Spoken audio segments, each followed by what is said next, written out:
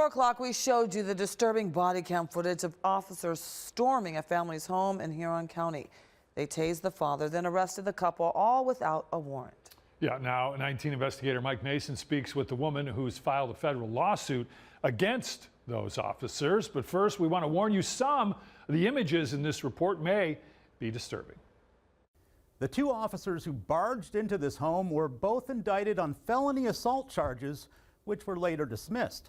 Now the family has hired an attorney who's hoping to make these law enforcement agencies pay for their officers' outrageous use of excessive force. It's scary. I mean, it puts a lot of fear in your soul. Jessica Clevenger still has nightmares about that moment when officers stormed into her home.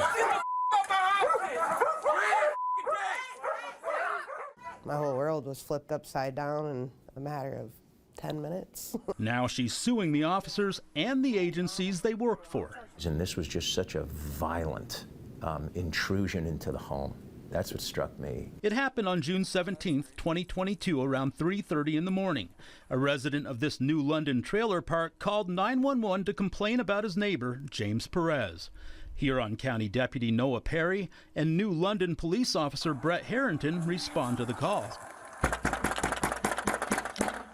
After banging on the door, Perez's partner Jessica steps outside. I need to talk to James, not you.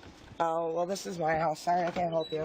Jessica then tries closing the door, but Perry blocks it with his foot. Are you entering my house without permission? Wow! You're entering my house! With no warrant, the two officers come barging in. Get out of my house! What happens next is complete chaos.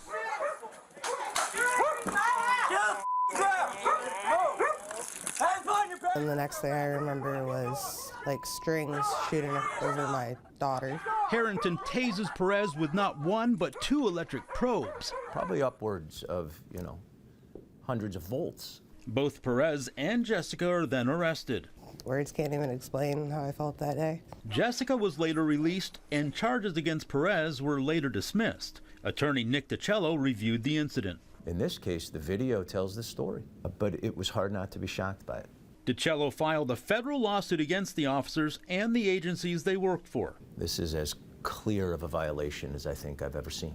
We think it's a critically important case. DiCello says officers violated the couple's Fourth Amendment rights by entering their home for no apparent reason. Was there any probable cause in this case? No, because they never should have been inside his home in the first place. There was no regard for these people's rights. There's no regard for the sanctity of their home. There's no regard for the well-being of their children. I don't feel like we did anything to deserve the way we were treated that night. DiCello says the couple was also injured by the officers' actions. No force was authorized at all.